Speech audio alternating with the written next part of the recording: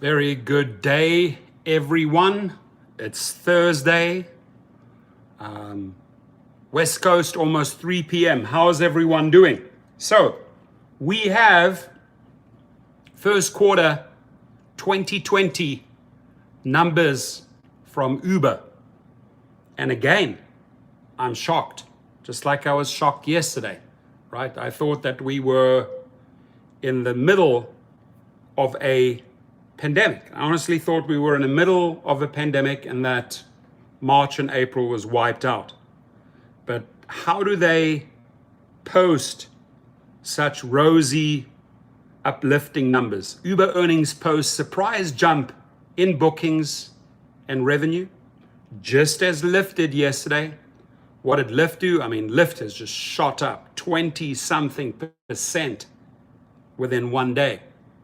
And Uber follows suit, right? Uber is sitting on, I think, $33 trading after hours. So who do we have in the house? We have Nifty 50s Life, who came in first, Mark Fowdy, Boston, Ziggy 007, Calvin Witt, France Murphy, Abstract Echo Jimmy, Alan Smith, QGS. I welcome you all. Are you guys as surprised as I am? Really? Are you guys as surprised as I am looking at these numbers, looking at the reports from yesterday, Lyft, today, Uber? But the losses with Uber widen to $3 billion. Now, I got two real interesting topics to cover today. Firstly, obviously, these Q1 2020 Uber announcements, and then a very interesting survey. And I just want to read this to you. It says, the survey suggests we're pretty much done with ride sharing after all of this. This is an interesting article, right? And it's based on interviewing 25,000 Americans. Wow. We'll go there just now. So, who else jumped into the house? Guess who's back? Alan Smith is back. He says, just polls, bullshit. I like it. Just polls, right? So Uber reported first quarter earnings that largely beat Wall Street estimates, just as Lyft reported first quarter earnings yesterday that largely beat Wall Street estimates. What's going on here? I have no idea. I would have never in my wildest dreams thought that Lyft would be coming out with numbers like that yesterday and Uber today. To me, it sort of sounds too good to be true. We have Marco Lugo in the house. Cruising Limousine has driven in. John Madrigal's in the house. Robert Garrison is in the house. Robert Garrison says they accessed the hidden slush funds they hid last year to get their stock price up so the stockholders don't drive them out and take over. Alrighty-o, I like that. I like that juicy information. Thank you. Right? But the ride-hailing giant's losses widened to $3 billion as the coronavirus crisis forced the company to spend more on incentives designed to encourage consumers to use its services. Sort of makes sense, right? Ziggy 007 says it's all a rich man's game. Remember that song? If I was a rich man, la la la la la la la, da da da da da da da da dum dum dum dum dum dum. If I was a rich man. Keto, Chef Bobby Z in the house. Taurus Petoyan in the house. Welcome. Happy Thursday, everyone. Hope everyone is staying safe. I hope you all have good news to report. I hope some people got their unemployment money. Anybody, can anybody report receiving a check? Let's get some good news going here. Robin Reeneth just marched in. Thanks for all the messages, Robin. Anybody seen UI unemployment money in California? Has anyone received cash from California? I haven't seen anything. Has anyone seen money from Nevada? I haven't seen anything. What is happening, California? What is happening, Nevada? So despite a surprise jump in bookings, this is the part that puzzles me, right? And revenue in the face of the coronavirus pandemic that's ricocheting across corporate America and the global economy, Uber stock tumbled by around 2% in the after hours trading as analysis honed in on the company's inability to turn a profit. But they've gone up considerably today. Where are we sitting right now? Right now we are sitting at $33.15 after hour trading. So it's gone up a further 7%. It went up yesterday to $30.93. That's an 11% jump after Lyft came out with those beautiful, juicy, rosy numbers, right? So this might be their lifeline. I would have not have been able to dream these numbers up. Joey Romero in the house says, I've stopped driving since January, but still enjoy your channel. Thank you. Well, thank you for coming in, and thank you for lifting up all the drivers, right? We're hanging out here together, sharing and getting through this, right? Tell you what, once we through this, right, I wouldn't be able to have an audience or mid-afternoon on a Thursday. People would usually be out working, right? I would have to make live streams late in the evening or early in the morning, usually when it was busy, when it was pandemic free. So it looks like we're hanging out at home. It looks like we're getting a couple of maybe dollars in through deliveries or Instacart. But generally speaking, I think everybody is still in that stay-at-home phase. If we could just pump up the numbers here, pump up the likes, I would greatly appreciate that. That helps me big time in the YouTube channel. Toros Petian says, how are these numbers still up, Uber and Lyft? That's what I'm puzzled about, my friend. You tell me. Do you have the secret sauce, the secret formula, why they're behaving in this fashion? I don't. Doesn't make any sense. Keto says, if you need any help a bit, let me know. Perfect. Thank you, sir. Alan Smith says, never received anything here in Maryland. You really? You kidding? Nothing? Anybody in Maryland have any good news to report? I mean, I love hearing from drivers or whoever it is if they say, hey, I got my check, I got my UI, because it means you can breathe, right? You can breathe a little. It takes a little bit of the stress off the shoulders, right? I mean, stress is like two big cement bags on your back pushing you down, weighting you up. Can't really sleep very well when you stress and you worry about money, right? You toss and turn. Girlfriend or wife said, what's wrong, honey? Don't really want to talk about it. You sort of like swallow, you shut up, you don't talk about it, and you just internalize that stress. It's not good for us. If I can give you a tip, talk openly about it. Hey, I'm a bit stressed out about the money. I'm stressed out about the fact that UI is not coming. Just get it out. Just get it out of your system. Don't swallow it and shove it down there, shelve it somewhere there. It's not good.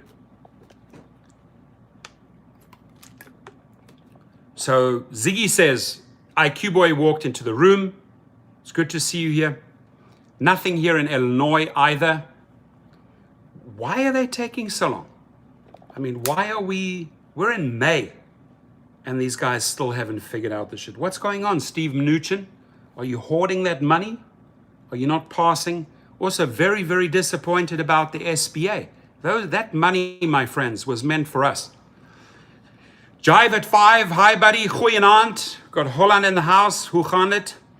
That money was for us, that SBA money, right? But it ended up in really wealthy corporate accounts, in public traded accounts, and that money didn't make its way through to us. And a lot of UI money and a lot of checks have not reached our shores. I'm really puzzled what's going on, folks. I mean, are those fat cats on the top holding the money and getting fatter, buying themselves shrimp, steaks, lobsters? What is going on? Maybe they're making the money on the interest. You're right, Ziggy. Jay Morris says, went on live sessions with Lyft at 1:45. Feed was terrible. Really? How did that go? I mean, how long was that feed? What did they give people? Any reassurances? Was it uplifting? Was it sad? Was it depressing? Give me some more juicy information. Cruise and Limousine says, I was told they are processing all the W-2s first. Well, that might make sense if you're in the waiting game, right? W-2s come first. 1099, yeah, we'll deal with them later. those 1099. Ha! We'll deal with the W-2s first. Like, is there like some hierarchy here? It's like W-2 and 1099s. I mean, what's going on? Robert Garrison says, typical American corporate policy. Yeah, I'm not always happy with the typical American policy, right? With the people on the top.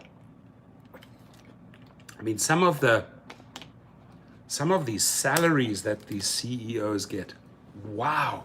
Even during pandemic times, I was reading some of these salaries. Insane what these guys give themselves, right? And then they're furloughing, cutting. But hey, the masters on the top have to be taken care of. Shine Telemundo, salute. Good to see you. Haven't seen you for a while. How are you? Robin says, help me understand slush fund. If Lyft is passing donation through our driver accounts and calling that our dollars, our earned income, does that equate to slush fund? You know, I'm not, there's this whole thing with all these funds that they're sending up for the restaurants. It all sounds dubious. I mean, what are they washing through these fund accounts that they're sending up, right? I mean, they're getting the riders. Listen to this. They're getting the people who are ordering food deliveries to make donations to this restaurant fund, right? How is this restaurant fund managed? Does a tiny little bit of that money trickle through to the restaurants and the rest is kept in the slush fund? I mean, it's certainly not helping our tips. Those tips are being diverted away from us. I've written to them numerous times on that. I said, this is wrong.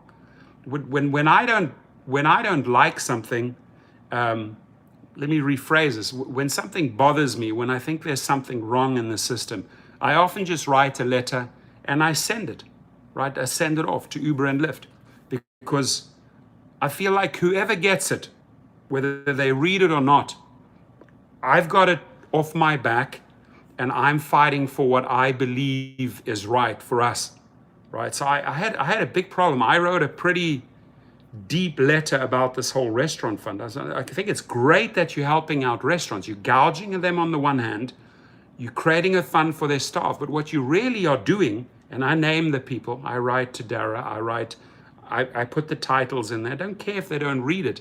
Maybe they read it, but whoever is reading it on their side, I just want them to understand that that's really money that people on the front lines deserve, right? And now they're creating this fund for restaurant managers and waiters and all of that are losing money. Well, we're losing money. Don't we work for these companies? Robert Garrison says, slush funds were the billions Uber and Lyft set aside last year for rainy days. If Robin Reenet says, Cloud Kitchens by Travis. Shine, Telemundo, man, it's good to see you, buddy. It really is. I missed you. I didn't see your face here. And then he suddenly pops up, big smile on my face. I hope you and your family are doing well. Genuine, how are you doing? Kedge M05, I think you're going to try and force drivers off UI. He says, I think they are going to try and force drivers of UI. You bet they are. I mean, they would rather open up, open up the cities, open up so that they don't have to pay this UI out. I honestly think we're dreaming when they present to us, okay, well, you can be up to 39 weeks on UI, right? 39 weeks, 4 weeks in a month. So you basically, what they're saying in the beginning, I mean, 39 weeks is a lot, right? And let's say they are paying between $400 and $600 per week. It differs state by state, city by city. But what they really want to do is they're probably looking, maybe the Treasury Department, maybe the states, they're looking, hey, it's better off getting these people back into the cars, getting them back to work, so we don't have to pay out this UI money. I'm puzzled, my friends. George Perez is in the house. He says, do you think all those UI, PUA payments will create problems to Uber in the near future? Yes, I do. I do, and I tell you why, George, because if you read Javier Becerra, the Attorney General in California, one of the main reasons he sued Uber just a few days ago, I don't know if you're aware of this, but he said Your companies are costing the taxpayer money. We are bailing you out, right? We are having to pay for the UI and the PUA that you are really responsible for. You're not taking care. So will they pay dearly in the near future? Yes, because they are in the court systems and they will get their day. And even if they lose, they will appeal. Eventually we'll have a verdict. I just really don't want Uber and Lyft to get onto the November ballot because they bought all of those signatures, right? So if we are in May now, we have May, June, July, August, September, October, 6 more months. We got to really break their backs and crack their spines. I'm sorry to use that terminology, but we got to yank permits, pull permits, and really force them down onto their hands and knees, because if they get onto the ballot, they might get away with all of this shit, right? Because they literally, remember, they bought those signatures for $4 per pop. Hundreds and thousands of the money that Uber and Lyft spent to get themselves on that November ballot so that they can get off the hook is big cash. Another $90 million spent on Postmates and all those others to fight AB5. That's just California. So they are really fighting tooth and nail in California because they don't want to face that avalanche of all of those misclassification dollars, unemployment monies, sick leave monies, all of that money that they should have paid out. Just like companies are paying their employees, right? Those employees are taken care of in the equation. Maybe those W-2s are better off than us 1099s. Vegas, somebody just said, let me just see there, Vegas is still behind. California is still behind. Jay Morris says PAU is still being updated in some states and people should start reapplying today. Philman says, question, why is it the higher you go up in the company, the more make money, but do less work in the company? How does that make any sense? Interesting, right? Interesting how that formula works. But let's look at the numbers for 1 second. Let's just look at their numbers that they're putting out there today. Here is how the company performed in the quarter compared to analysts' expectations. Analysts have expectations from this company. Does the company meet their expectations? Is this a buy? Is this a sell? Is this a hold? Gross bookings. Let's just look at gross bookings. $15.78 billion in gross bookings. That to me sounds like a lot. Versus $15.27 billion expected. The market expects roughly $15.2.7 billion. They're surprised that Uber's gross bookings are actually $15.78 billion. That's almost 20, what? That's almost 200 million. No, that's almost 500 million more, right? Yeah. So the bookings are higher than the expectations. Ride gross bookings, $10.87 billion versus $10.68 billion expected, right? There's a $2.2 billion higher than their expectations. Eats gross bookings, $4.68 billion versus $4.32 billion expected. That's $0.3 billion higher than the analysts expected. So those numbers are all up. But the losses per share, $1.70 per share versus 99 cents expected. So obviously there the analysis can't be too happy. C Whatso8 says smoke and mirrors, magic tricks. Yeah, they got like abracadabra, abracadabra. Quickly, did you see that billion there? Abracadabra. We just pulled out another 200 million over here. Abracadabra. We just hit another $500 million over there. They are great magicians at their game. IQ boy. Uber only has to do one thing to make us true independent contractors let drivers set their own rates, then aren't they complying the federal guidelines? Exactly. If they would allow us to set our rates, it will never happen. Never happen. Chaos would break out, right? The one guy would go to LAX and say, "Oh, I'll take you for $5." The next guy will say, "I'll take you for $20." Chaos in the pricing system. Absolute chaos. But that would be the true definition of an independent contractor. You get to choose when you want to drive. You get to choose with whom you want to drive. You can drive for 4 companies if you want to. And you get to set your rates. You are truly, truly independent. All they do is supply the trip. That's when they could get away with it. But the fact that they are dictating the rates, the fact that they are, pretty much forcing people, except for California where they're being hit hard, right? In California, you can deny or accept a trip. But God forbid you deny that trip too often, then they say, "Oh, you're discriminating or you're doing something wrong, we'll punish you," right? And then they try to use those little tricks to punish you because you maybe didn't take the $5 trip because under 4, we don't whore under 4, or we ignore under 4. At 5, we drive, right? We get to accept and choose here in California what we want to make. We're not going to drive for the onesies and twosies. But in all the other states, Uber and Lyft are forcing the people. There's no option in Arizona. There's no option in Utah to accept or decline a trip, right? It's sort of like a privilege that certain California drivers have. Why? Because they're fighting them on the AB5. So they say, "Okay, we'll comply a little bit with California, with the lawmakers. We'll comply a little bit, and we'll allow that driver to accept and decline." But God forbid a California driver declines, just takes that one, just takes that one, just takes that one. Boom, Uber and Lyft come and smack you down. So there is no freedom to accept and decline in California. And there's absolutely no freedom to accept or decline in Texas, Florida, and all the other states.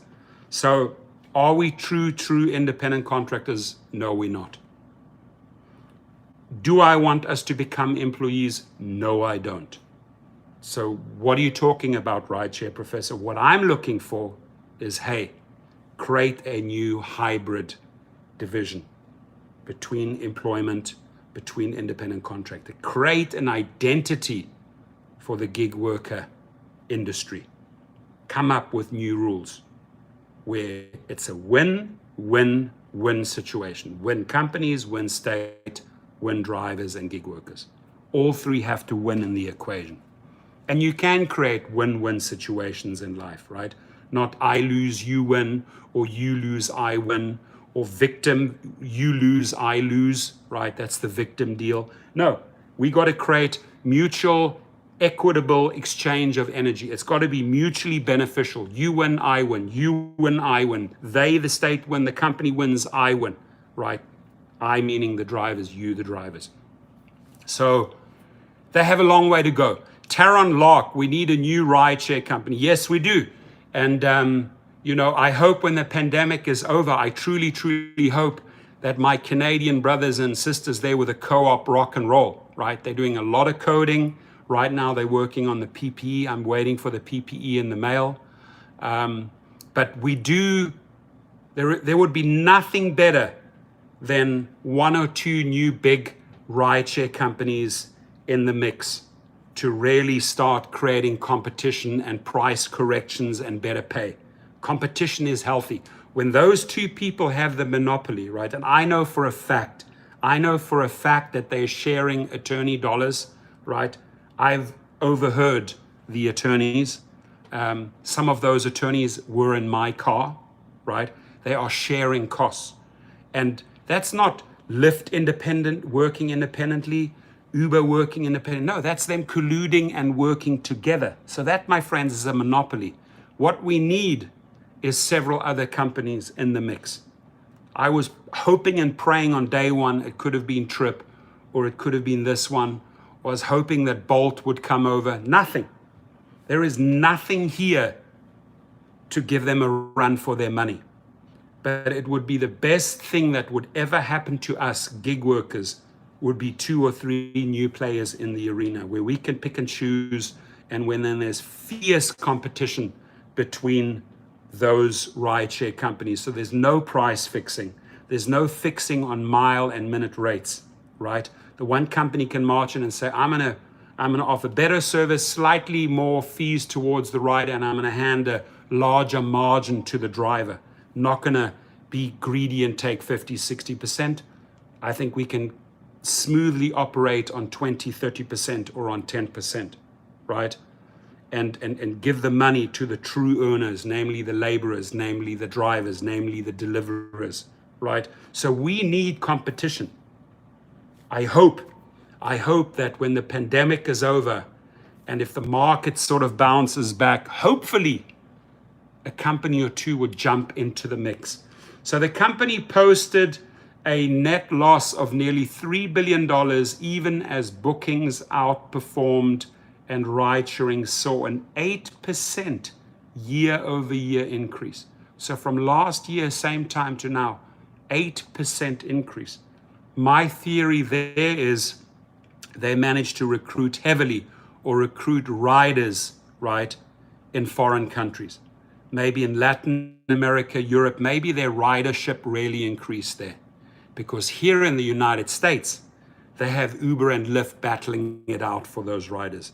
But if where Uber enjoys the complete monopoly almost in many, many foreign countries, maybe there they build their ridership out and the amount of bookings went up. Because here they state in Q1 2020, compared to Q1 2019, year over year, it went up by 8%. Rider bookings went up by 8%. Now, it cannot be 8% in the United States, right?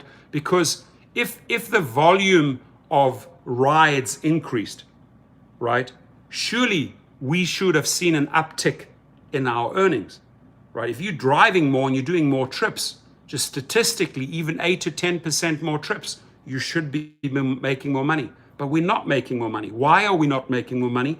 Because they're trimming more fat off. They're getting more and more creative. Just had a call on the other one there.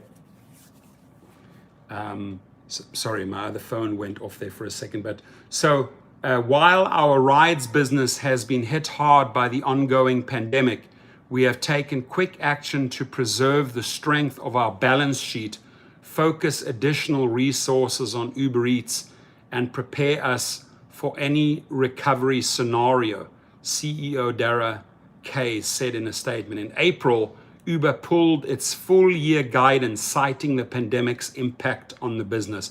Uber earnings announcements follows news that it will cut roughly 14% of its workforce. We've talked about that, 3,700 jobs.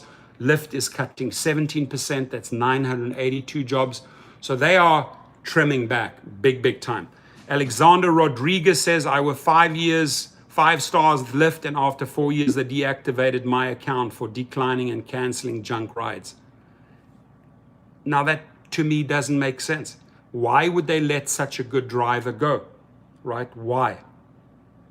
Why are they terminating such a good driver? Maybe because they just don't want that driver called Alexander Rodriguez to come back at them, right? For whatever, misclassification dollars. Maybe it's just flat out a wrongful termination that's happening to too many people. Jay Morris says, you better believe they're going to run me my money because they still owe me. Likewise, they owe you, they owe me, they owe many drivers their money still.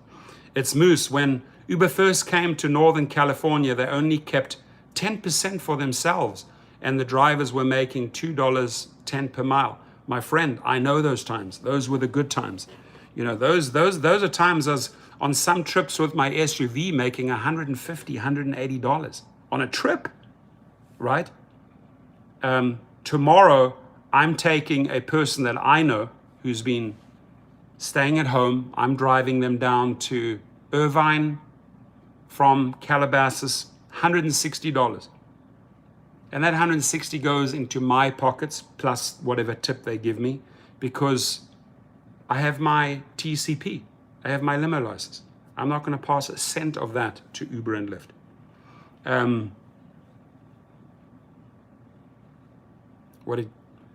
Cruise and Limousine says, when this is over, I wonder if we'll see a raise in limo and taxi usage because people won't want to use Uber and Lyft. Now, that question, let's just take that question there, right? Cruise and Limousine, let's just take his question. When this is over, I wonder if we will see a raise in limo and taxi usage because people won't want to Uber or Lyft. My answer to that is let's jump to the survey. The survey suggests we are pretty done with ride sharing after all of this. So this article here will answer that question you just posed, right? Those not fortunate enough to replace commutes with telecommutes during the rise of COVID-19 have at least been able to enjoy the silver lining of reduced road traffic. That's true, we can get around everywhere, right, quickly. Even if it has meant dodging Dominic Toretto wannabes at every turn. That pleasure, however, will be short-lived as America is returning to work with its recovery incomplete and its situationally aware populace will do what it must to stay safe. To many Americans, that will require avoiding contact with the public wherever possible, meaning the substitution of private forms of transport for the communal, in other words, more cars and more traffic. So if you listen to this carefully, people might be going back to their own cars. Why? Because if I'm driving my car, right, and I'm willing to maybe put up with more traffic as people are going back, at least I'm safe. I'm not in the back seat with an unknown driver. Dennis Torres says, we have never been independent contractors, we just have flexibility. Correct. So studies by car gurus and the IBM Institute for Business Value that together surveyed 26,000 American adults found that around half, 50%, around half have developed a distrust for ride-sharing services like Uber and Lyft. Listen to that. Studies by these two companies, Car Gurus, IBM Institute, that together surveyed roughly 26,000 American adults, found that around half have developed a distrust for ride-sharing services like Uber and Lyft. 39% of the former's 722 respondents said they plan to use less or no ride shares whatsoever from here on out. And more than half of the latter's 25,000 plus respondents said similar. The IBM survey also found that 24% will cease using ride-sharing adjacent services like taxis, even though taxis may be less than 100th as germy your average Uber, according to a 2019 study. I'm not buying that taxis are less germy than our rideshare cars. I would say exactly the opposite way around. You're keeping your car clean for the 5 stars, the taxi driver is not. So I'm completely don't agree with that statement. But the numbers here are astounding that almost half don't even want to go back to Uber and Lyft because of the distrust. Some 28% of IBM respondents who take public transport, such as buses or trains, said they will use their modes of mobility less often. And more than 20% said they will stop entirely. People still need to get around though, and they will default to the safest way they know, that being the car, their own car, or maybe they will go out and buy a car, right? 17% of those surveyed by IBM and 49% by Car Gurus said they will use their own vehicles more, and around 25% said they will use their private form of transport exclusively from here on outwards. Listen to that. So because of the pandemic, because of the distrust or the mistrust of getting into a car, the surveys, the studies show, okay, I hope this is not true, because then rideshare industry is pretty much cut in half if you look at these numbers, right? But what they are saying that is because of the distrust and mistrust towards Uber and Lyft, maybe even towards the driver. Does he have it? Does she have it? Is she pandemic free? Is he pandemic free? They now rather say, hey, you know what? We'll subject ourselves to the traffic again. We'll get into our own car. That is what I read from this, right? Bill Sam says, the assholes Uber just sent an email about how to get pop loans and nothing about how to get unemployment. Dara and Tony, snow you both. Garbage and Uber is going down the drain. Amen. Thank you for saying that. Robert Garrison says, people going back to their own cars again will take a long time to happen. It will accelerate when rideshare companies keep raising prices. But I mean, to me, this article makes a lot of sense, right? There is a huge level of distrust and mistrust that set in that we're not even seeing here in these quarterly first 2020 earnings. And that is that the March and April are completely wiped out because people were staying at home and not getting into cars. So I'm asking myself, or I'm asking you, if this is true, and they say that 50% will go back to their cars, that means that half of these people are leaving rideshare, half of the riders. Philman Tewalda says, question, do you guys have the union drivers called? We drive down in Southern California. If so, what's your thoughts? So what do you say? Do you guys have the union drivers? What is it? Which union are you talking about? Liberty Murph in the house. How are you? Let me just go back so I can read. Liberty Murph says, they tried to deactivate me also. I immediately filed a complaint via the Lyft review process that they email you after contact with Lyft customer service, which is only via email or text. Do you have an outcome yet? Do you have an answer on that? Eddie Cuevas is in the house. He says it's like what you've been preaching since the beginning. We need to look to start our own business so we don't get affected by the pieces of crap that make all these bad decisions and keep our money. And if we look at, which is 100% correct, Eddie, you got to take care of yourself. So if you have the ability, to set a little bit of UI money aside, if you have some savings, now is the time to really think, hey, I have the knowledge. I've learned everything I have from you, Uber and Lyft. Thank you very much. I appreciate that. Now, how do I funnel that into me? How do I funnel that into Taryn? How do I funnel that into Eddie? How do I funnel that into Robert? How do I funnel that into Bobby Z? How, you're taking care of yourself, right? Being reliant, being dependent on these companies, as we can see, is dangerous. As we can see from this report, these riders are already mistrusting us. And it doesn't mean that they're mistrusting or distrusting the driver. They're mistrusting the company. And why are they mistrusting and distrusting the whole situation of rideshare? It's because they went through March and April 2020. Mark my words, 2 very forming months in the mentality, in the psychology of riders, right? In the psychology of riders, March and April 2020 had a huge impact. May now has a huge impact in their psychology.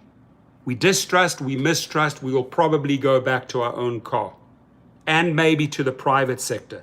So yes, I do see the private sector relationships between a trusted driver, the same driver, week in, week out, your private driver, your limo driver. I see those relationships becoming stronger as the market rebounds, right? Because they know what they are getting versus, hey, I'm going to jump into this car. Later on, I'm going to go back from work in this car.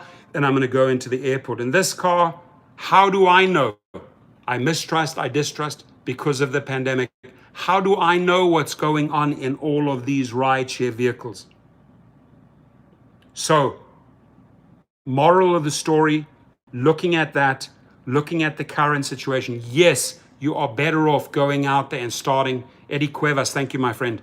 You can start a rideshare company or we'll follow you, which I'm really trying with the Canadians, right? With the with the co-op, the direct co-op. I really am.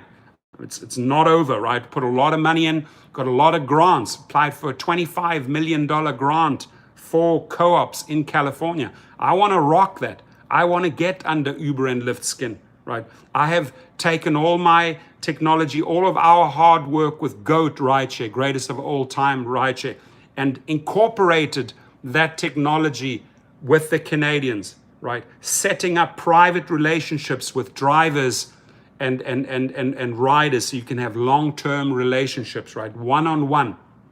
If they call you. If they call again, they call you. If they call next week, they call you.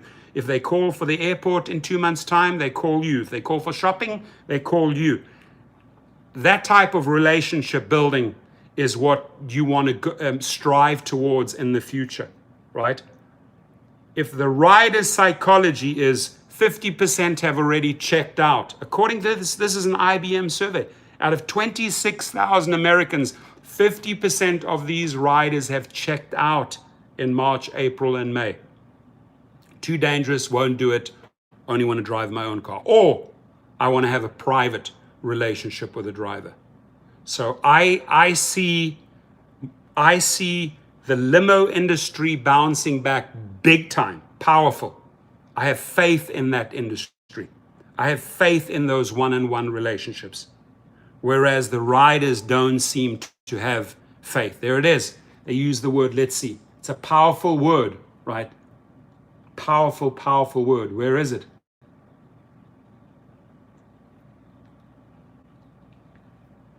I want to find that word. There we go. Together surveyed roughly 26,000 American adults found that around half have developed a distrust. Let's take that word distrust. If I don't trust Derek Kay anymore, what will it take for me to trust Derek Kay again? If the rider does not trust, he distrusts, she distrusts the company, what will it take to get that rider's trust back? To get somebody's trust back after they've been hurt, after they've been burnt, after they've been screwed over in their salaries, after they've been misclassified, right? After all of that cloud around the pandemic, just cannot trust rideshare again. It's too dangerous getting in with that driver, that driver, that driver, that driver. Maybe he will cough, maybe she won't cough. Distrust is a big one, folks. To break through distrust and gain trust takes a long, long time. Derek Kay, for example, over and over and over again. Tony West, over and over and over and over again, has broken that trust. How difficult is it to get that trust back from Derek Kay? From what I look at the numbers, from what I look and read in these live feeds, not only my live feed, I jump into tons of different live feeds, right? I do searches on Derek Kay. I go into chat rooms. There is at least 95% of distrust towards the man, towards our CEO. And we're supposed to have a healthy relationship. We don't have. The fact is, let's not make shit up. We don't have a healthy relationship with him. We may have a healthier relationship with the company because some people are still making money. We may, as a driver, still have a healthy relationship with Lyft. But do we have a healthy, trusting relationship with John Zimmer and Logan Green? Do us drivers have a healthy, trusting relationship with Derek Kay? I can tell you, no, we don't. We don't. So if the riders, or 50% of those 26,000 interviewed, say, hey, we distrust these companies, we just cannot trust ride sharing after these pandemic times, right? And year over year, from quarter one 2019 to quarter one 2020, they gained 8% in ridership. But that was prior to the pandemic. That's over 1 year prior to the pandemic. Going onwards, let's say that 50% of the people has moved on back into their private cars because they just want to be behind the steering wheel with nobody else, or they are looking for private drivers, limo companies, right? So the question is, where does this industry go in 2 or 3 months' time.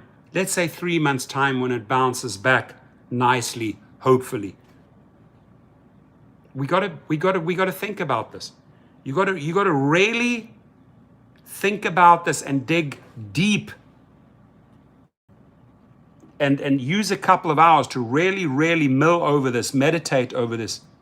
Where am I going? Where am I, Bobby Z? Where am I, Eddie? Where am I, Ron Reagan? Where am I, Jimmy? Where am I, cruising limousine? Where am I, IQ, going from today, the 7th of May onwards? Where am I going?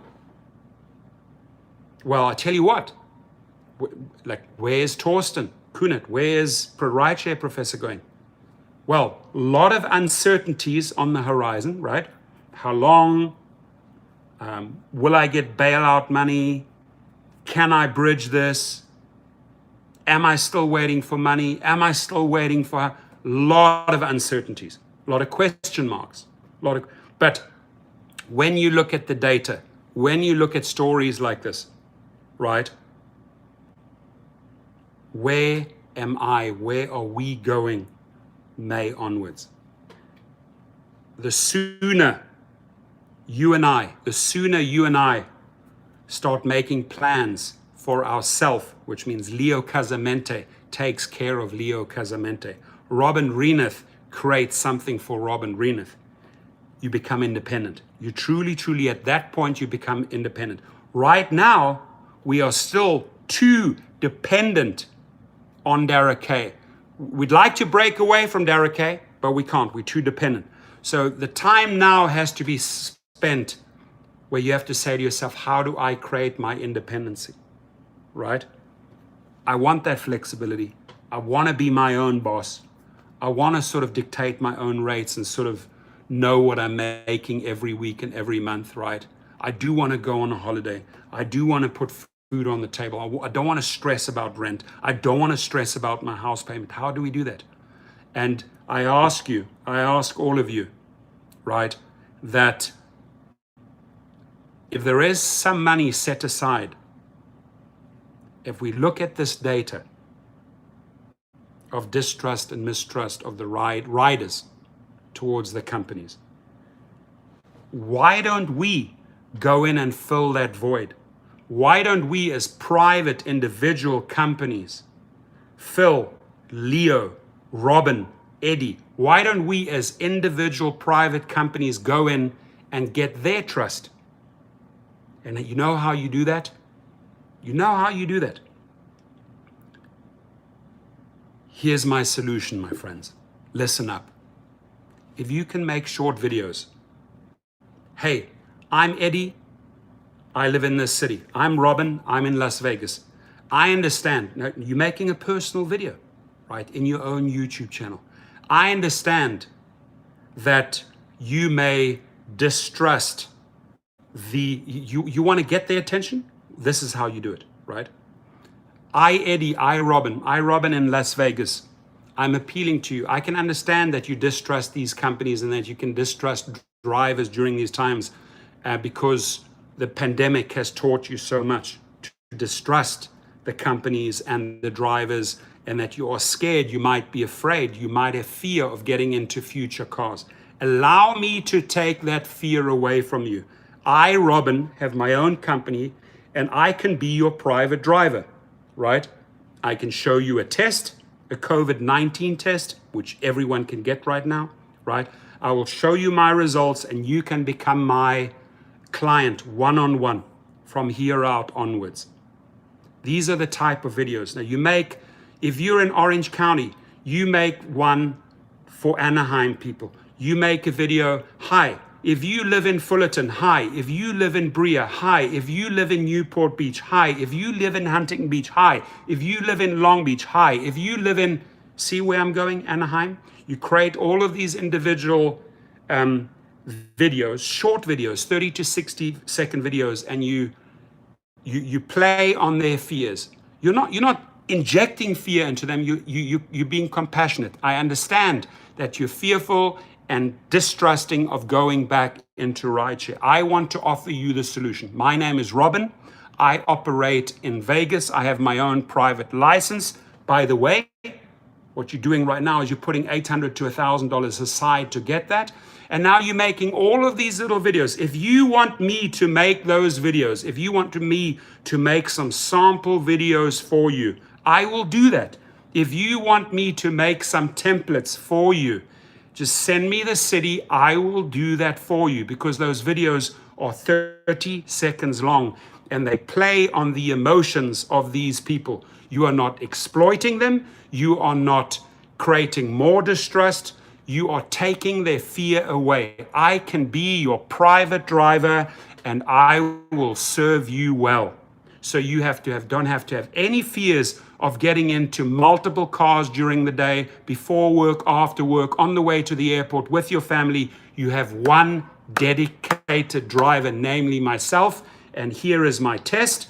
I'm COVID-19 free. You show that to the video. Your video is 30 seconds long, and you now duplicate it. You cut and paste and do that for all of those cities. If I'm in Santa Monica, I am making that private video for Santa Monica residents, Marina del Rey, Venice, Culver City, West Los Angeles, Brentwood, Pacific Palisades, Malibu, Beverly Hills, Hollywood, West Hollywood, Encino, Sherman Oaks, Studio City, Redondo Beach, Hermosa Beach, Manhattan Beach, Torrance. That is my circumference where I want private clients. And I'm making all of those individual videos appealing to these people, saying, give me your trust. I completely understand why you distrust those companies right now because of March, April, May, etc. pandemic times. Give me your trust and let me become your trusted driver. I rattled off 20 neighborhoods, ladies and gentlemen, right? I just pulled them out of maybe I pulled them out of my ass, but those are real neighborhoods. I've driven all of those neighborhoods. Make those videos. Get yourself the licensing. Get yourself that commercial insurance. Take your vehicle, whether it's a Toyota hybrid, whether it's a minivan, you can turn it into a commercial vehicle. Any car you can turn into a private limousine, and start going after these individuals by doing social media marketing.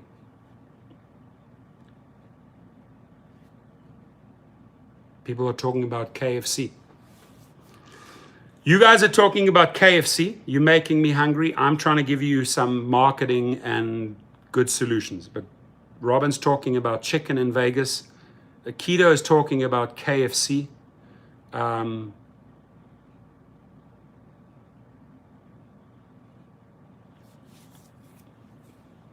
right. I understand. You guys are hungry, and maybe food right now is more important. Alrighty. Hey, what did you say? I'm making chicken masala tonight. Oh, it's one of my favorites. Chicken masala, Indian food. Oh, yeah, what I would give for that, dude.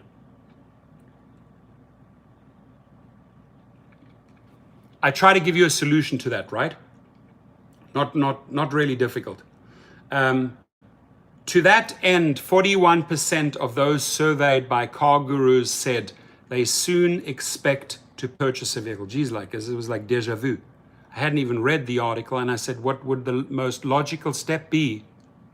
And that means I either get back into my car or I go out and buy a vehicle. I said that 20 minutes ago. I carry on reading the article, which I haven't read yet, and it says, to that end, 41% of those surveyed by car gurus said they soon expect to purchase a vehicle. Do you know what that means?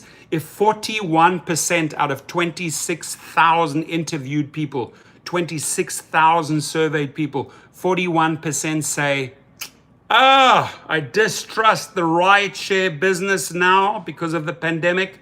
I think I'm going to go out and buy a car and actually be behind that steering wheel and do the driving myself. Great for the car industry when it rebounds back. Great for the buyers, those 41%, because you're never going to get deals like this again. See how there is this big shift, right? See how there is this big shift. Those are staggering numbers, ladies and gentlemen. 41% of those surveyed, 41% of those 26,000 people surveyed said they expect to purchase a vehicle, and be it a replacement for their current car or a new set of wheels to augment it. Rideshare Driver Pro from San Diego, Thomas Gibson says, I like getting personal referrals from associates. He knows the value of getting personal referrals. He knows because he did it. He went out there and did it.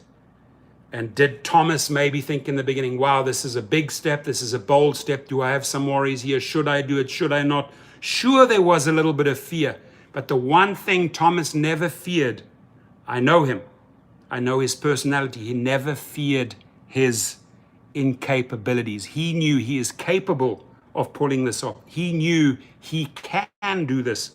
That's why he committed. You have to overcome that fear and say, hey, I visualize myself in an Escalade, which he went out and got. I visualize myself starting the private client process, or hustling clients on the side, or hustling referrals from associates. Why? Because I know that those dollars end up in my pocket and not in Uber and Lyft's pocket. Now, and if you read this here, that 50% are distrusting the companies, are moving on. 41% are going out and buying their own car. I just told you. And a big, huge chunk of it is looking at the private sector. They're looking at private drivers, such as Thomas and myself, for the future. We just have to find them. We just have to go and introduce ourselves to them, right? So I don't know if you were listening in early on, Thomas, but here they talked about, out of this 26,000, right, 50% was distrusting ride-sharing services like Uber and Lyft. Obviously, the distrust came in March, April, May 2020. Now you are going out and making these many short videos. Pacific Beach, National Beach, La Jolla, all of these neighborhoods, Torrey Pines, all of these neighborhoods in San Diego are Thomas's. And he makes individual and says, I understand if there is distrust towards the companies and that there is a certain level of fear because of the pandemic. So allow me to introduce yourself as your future private driver. I'm COVID free. Here's my test result. Boom, you can show it. Paper, you can get that COVID test. Swab up your nose, boom, certified. There it is, COVID free. And my car's disinfected. Here it is. Look at it. Take video, take inside, spray down. Let me be your private driver. I see a huge uptick if you tap into these people. My private clients are coming back. Tomorrow I'm driving. I got another 2 bookings, right? People are starting to come back. It's a good sign. Gary Ludani is in the house. He says, hello, boss. How are you? I'm doing great. I hope you as well, Gary, and I hope your family is doing great. And Thomas, thank you for the contribution. James Waikasa says, hey, Torsten, did you get that email last night from me about Uber? Yes, and I do believe I covered that story. I do believe I covered it.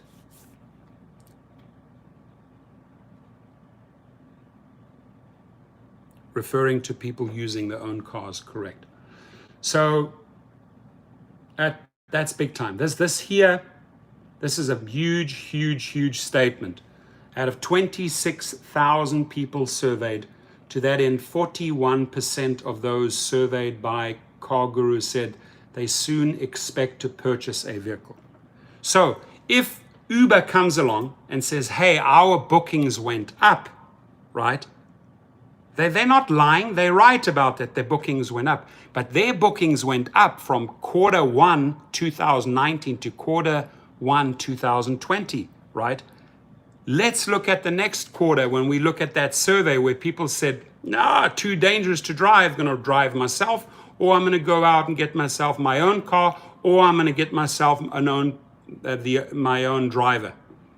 If they could interview 250,000 people and the same percentages showed up as the 25,000 people, Uber and Lyft would be in a lot of trouble, and private drivers would be smiling People like Thomas and myself will be smiling.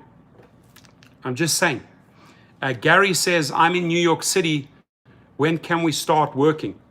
That, my friend, is up to Cuomo to decide, Governor Cuomo. I don't make that decision. So I'm sure those people who've managed to flatten the curve and bring the numbers down quite a lot in New York City, because they're all working together and they're all bringing in stuff from other countries because the feds are not taking care of them.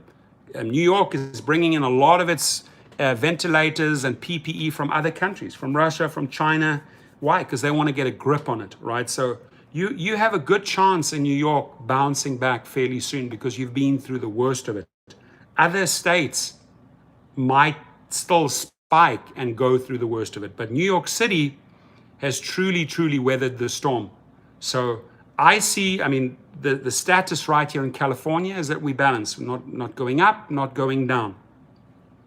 San Diego Rideshare Pro says, I like the COVID-19 free credential idea. Correct. Bill Sampson, since Lyft and Uber went public, the main goal now to make shareholders happy, forget about drivers and passengers, and it's going to get worse. Thomas, San Diego Rideshare Pro, listen to what he says. People want to feel safe. Let's just take that statement that he made. People want to stay safe. Do you want to stay safe? Sure. Do I want to stay safe? Yes. It's a very accurate statement for these times. People want to be safe. If that's the fact, if that's the given, how do we stay safe? Is being safe as a rider jumping into that car, that car, that car, that car? Probably not. 50% distrust, right? So if you can tap into that and tell people in your marketing, in your short 30 to 60 second, hey, I'm a private driver in Santa Monica and I will make sure you are safe in my car. That's your title. I'm a private driver, limo driver in Venice, California. I will make sure that you will enjoy a one-on-one safe trip with me. The moment you're giving the people a solution to be safe, they'll grab it because they don't want to live in fear. They don't want to deal with the unknowns. They don't want to have another May, June, July, which was like March and April. Mark my words, people don't like to be in fear. They want to get out of fear. You are using that formula, as Thomas said. I will show you how to feel safe. Come with me, become my client. I'm COVID-19 free. Here it is in my video. In fact, I'm talking about it. I should do it.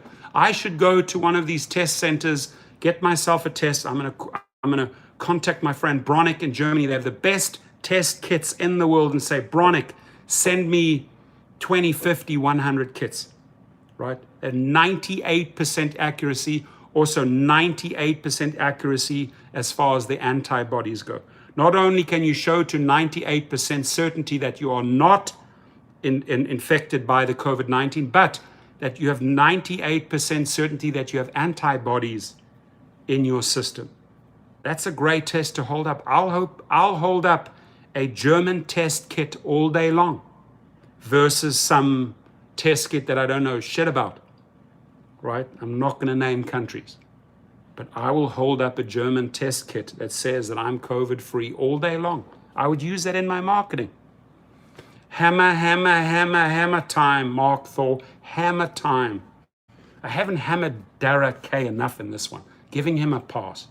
Giving him a pass today. Where are we on the Lyft stocks? Let's just take a quick look, ladies and gentlemen. After our trading, not looking bad. Yesterday, look at that whopping from yesterday, whopping 21%. Whopping 21% jump in one day. That's almost a quarter of its entire worth. Boom, it shot upwards.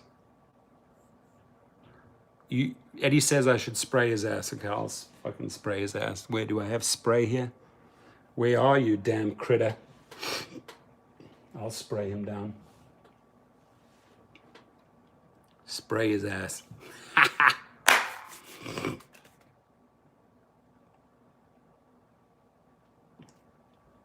Cruise and Limousine says, sadly, if we go off of the fifth phase plan the government came up with, think we'll be sitting for a little while longer with airport runs or weekend rides. Possibly so. Listen, there are still so many unknowns, but why not use this time to build your future clients? If Thomas and I can use this time, because we drive as private drivers, and I market myself more towards private drivers that are possibly there in 60 or 90 days. Why? Because I sent them a message of safety. I'll be there for you in July, August when it bounces up. Use me. I can understand your distrust towards the rideshare companies. Okay, that is Lyft. What does Uber look like? Also, big jump here from yesterday, 11%. Not as much as Lyft, right? Another 6.72. So that's quite a whopping jump there in 2 days, like a double jump, right? To the Uber earnings, I've already read it out, what the expectations were, what they said. They said, along with the surge in food delivery, we are encouraged by the early signs we are seeing in markets that are beginning to open back up, Khosrowshahi said. Obviously, he is going to make it sound like sunshine, blue skies, and beautiful ocean, right? He's going to paint you the most glamorous picture in these type of reports. They always do. Our global footprint and highly variable cost structure, all beautiful flowing words, what financial markets want to hear, right? Our global footprint and our highly variable cost structure remain an important advantage, as our expectation is that the ride's recovery will vary by city and country. Uber's Q1 results only offer a small look at the full impact of the pandemic on the company, though. With lockdowns in the US only going into effect in March, the firm's Q2 report will provide a fuller, that's what I said yesterday, the Q2 report will provide a fuller understanding of how badly the business has been clobbered by a loss of ridership. Uber and Lyft will likely face their peak rideshare challenges in the second quarter, no doubt about it, though we expect Uber to be hit harder initially due to its international exposure, blah, blah, blah. But these last two paragraphs are profound. Genuine's in the house. Good. Mark Roughton, sorry I'm late. I was getting taxes done. That's good. Nifty 50 says, since the Oktoberfest is cancelled, I don't think we will have any concerts in the country this summer. Now, is that the Oktoberfest in Germany, or is that an Oktoberfest here in the United States? The Oktoberfest in Germany might take place. I'm telling you, in Germany, the numbers are looking good. Their numbers are looking good and healthy. Tris, my dad's not feeling well. Taking him to the hospital. Wish me luck. Oh, pray that your dad's okay. C. Watso8 says Disney Springs to reopen in phases beginning May the 20th. So a lot of announcements of certain things opening up again. So question is it 30 days away? Is it 60 days away? Is it 90 days away? Right? Somebody just mentioned the Oktoberfest.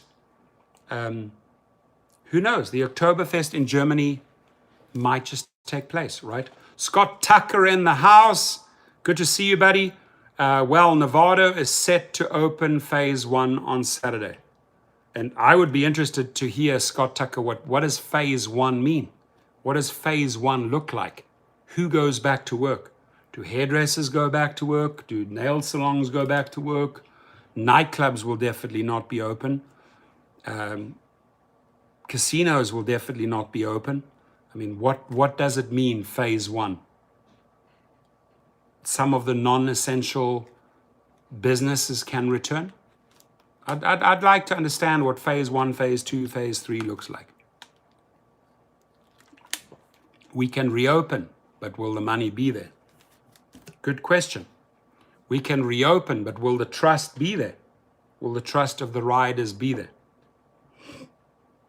Jay Morris says, my mom has lupus and driving during this pandemic was definitely out for me. Everyone should think about the elderly, 100%. Everyone should think about the elderly family before they commit to going back to driving. Very true. Restrain some bars with restaurants. Okay, so maybe like a little, maybe the restaurants are not going to be cluttered, but you might have a table of people here, another table, you know, maybe there's social distancing taking place in the restaurants. But yeah, I could sort of see that slowly coming back. You're right. Taryn says barbershop and nail salons will be the last to go to work. I just threw those out there because I was quite astounded that some states wanted to send those people back to work. And I thought, why would you do that? Nifty 50. Oh, in Germany. Wow. They actually canceled the Oktoberfest in Germany. Wow. Which, by the way, is held in the last week of September. I've been there, 3 or 4 times to the Oktoberfest in Munich. A lot of fun. Too much fun. Kido says, many blessings to you and your family. I've got to run. You stay safe, my friend. And I truly will take you up on that chicken masala one day. Sounds delicious. Be safe, my friend. Nifty 50's Life says, I'm glad I went to the Oktoberfest last year. It's a riot, right? Those big mugs have become expensive. I mean, how many euros did they charge for the big one? Later, Bobby. Later. Taryn Lark in the house. All right. Okay. I think I pretty much covered what I wanted to cover. Talked about the Uber stock price, talked about the Uber Q1 2020, talked about the survey in great length, which I thought was remarkable. This survey here. Survey suggests we're pretty done with ride sharing. 50% of 26,000 people had distrust towards the companies and would rather get into their own car or go out and buy a car. 41% said we want to go out and buy our own car. New car, used car, doesn't matter.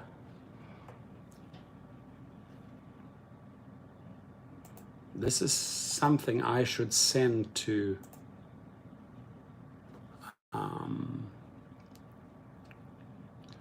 It's Smooth says, casinos are phase 2. Cool, thanks for that update.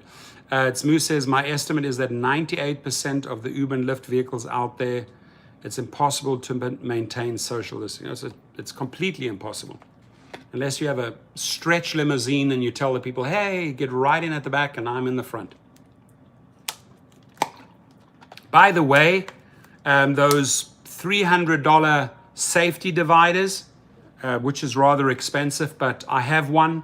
If anybody wants it for $100, it's brand new.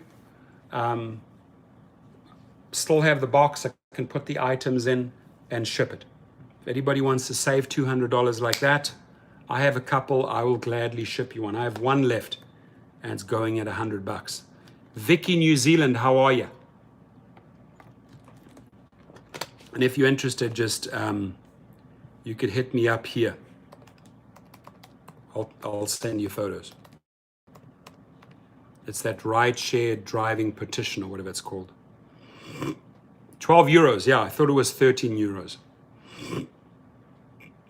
That's expensive for a big beer, but it's a big beer.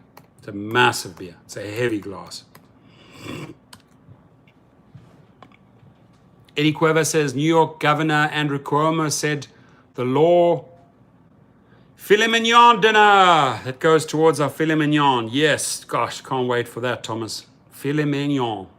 Damn, it made me hungry. Oh, you're killing me, Thomas. Thank you, and thank you. I like that emoji, like, looks hungry.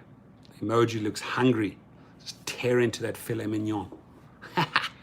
Eddie Cueva says, New York Governor Andrew Cuomo said the law got his competitive juices flowing, expressed an interest in seeing a proposal in his own state that steers more workers away from independent contractor status. Ooh, interesting. Interesting. Put the rider in the trunk. Jimmy, okay, you can drive with me, but guess where you're going to be? In the trunk. Your luggage, with your luggage in the trunk. I'm up front. I'm driving. All right, my amigos, my friends, meine Freunde, where do they stand with all the rentals program like Lyft Hertz? Completely fell apart. I mean, Lyft and Hertz, who knows? Lyft and Hertz may have seen an uptick of people that maybe didn't have a car and they were relying on rideshare. Now they want to stay out of rideshare cars, so maybe they're renting private people are renting a car until they go out and buy a car, right? Who knows? New Zealand, Ubervicky said, had only one death this week and one person has COVID-19. We may head to level 2 next week. Wow. 21 people died. I mean, that lady, that premier, that lady in New Zealand, she was the role model. She got so much international attention. She did it right.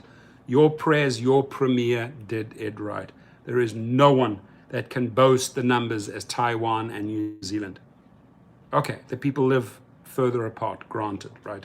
But still. Whoop, whoop. We're on 38. If I can get 2 more, pretty much out of here. I'm pretty much on my way out. If we can get 2 more thumbs up, I'd be super, super, super happy. She's on Facebook and she does Facebook Lives. Yeah, she rocks. I've listened to her. I've watched her videos. She's a powerhouse, young and dynamic woman. Robin Reenan says, wonder what Uber and Lyft will be doing with driver personnel health info when they get drivers to give them a note from the doctor to get paid for getting sick, collecting more data from us, and we are independent contractors. Yeah. You got a good legal mind, Robin. You should have been a legal eagle.